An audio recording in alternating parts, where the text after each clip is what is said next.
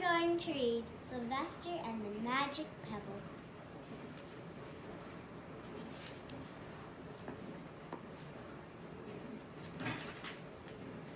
Sylvester Duncan lived with his mother and father at Acorn Road in Oatstall.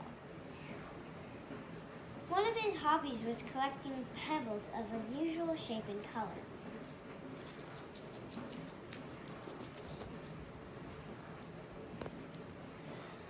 On a rainy Saturday during vacation, he found quite an extraordinary one.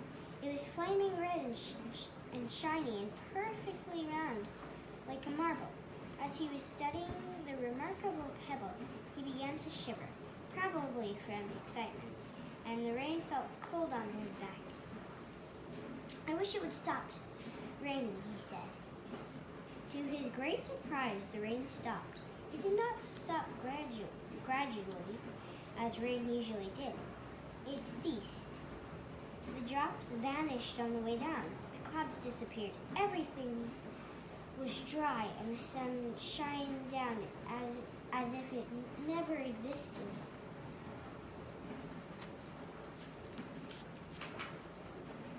In all his young life, Sylvester had never had a wish gratified so quickly. It struck him that magic must be at work.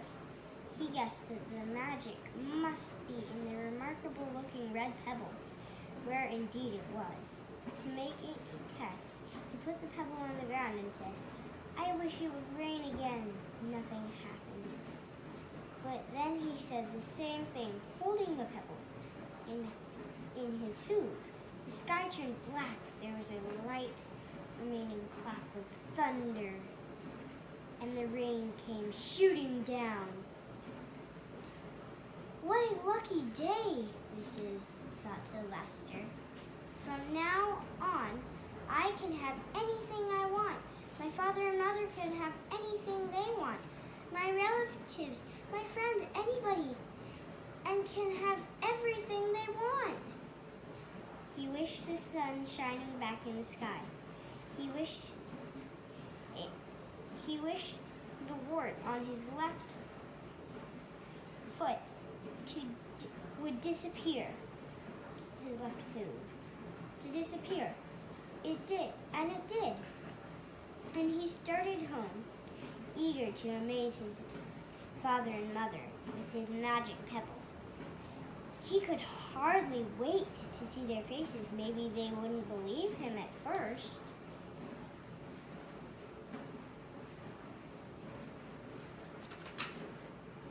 As he was crossing Strawberry Hill, thinking of some of the many, many things he could wish for, he was startled to see a mean, hungry lion looking right at him from behind some tall grass.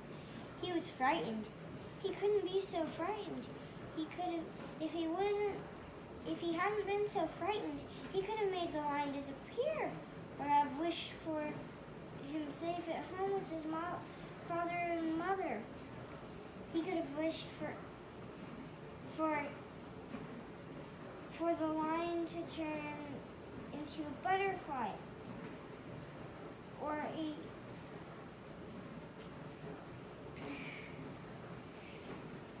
rosebud.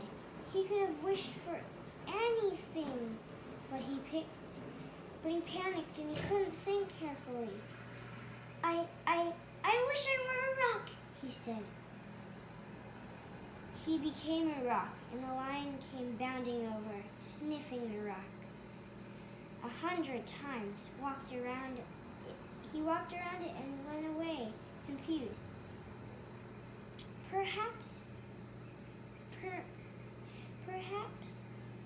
I was bewildered.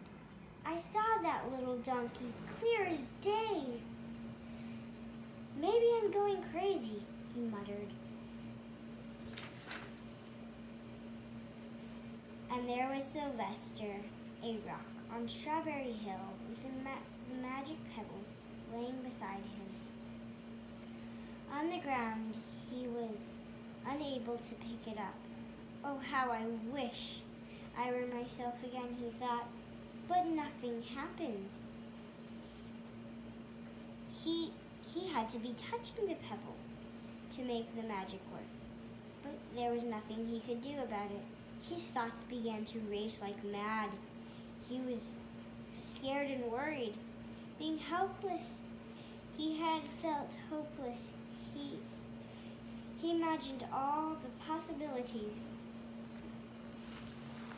and he realized that his only chance of becoming himself again were to someone to find the red pebble. To wish for the rock next to him would be a donkey, someone who surely find the pebble.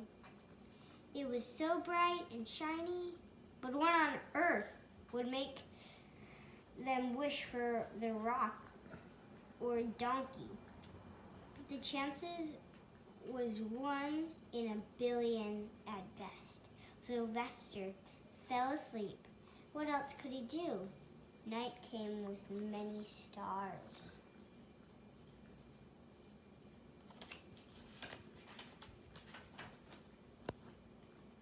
Meanwhile, back at home, Mr. and Mrs. Duncan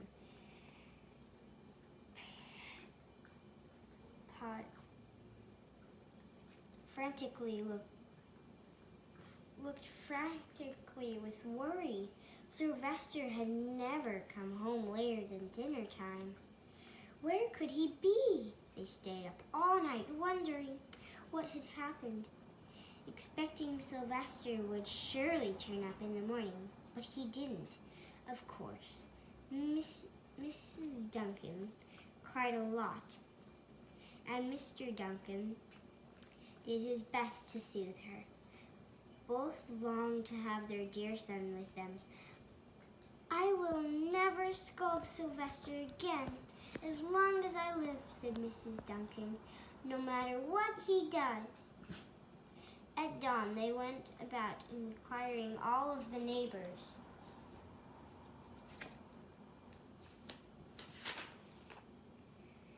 They talked to the children, the puppies, the kittens, the colts, the piglets. No one had seen Sylvester since the day before yesterday. They went to the police. The police could not find their child. All the dogs in Oatstell went searching for him. They sniffed behind every rock, tree, blades of grass, into every nook and galley of the neighborhood and beyond. But found not a scent of him. They sniffed throughout on Strawberry Hill, but it smelled like a rock. It didn't smell like Sylvester. After a month of searching the same places over and over again, and inquiring the same animals over and over again, Mr. and Mrs. Duncan no longer knew what to do.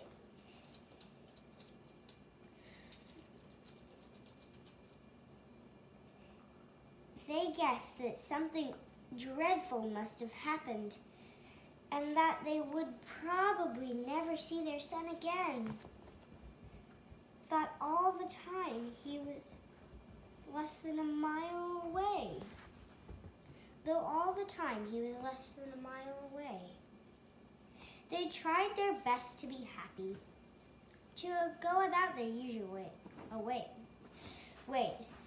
But their usual ways included Sylvester, and they were always reminded of him. They were miserable. Life had no meaning for them anymore.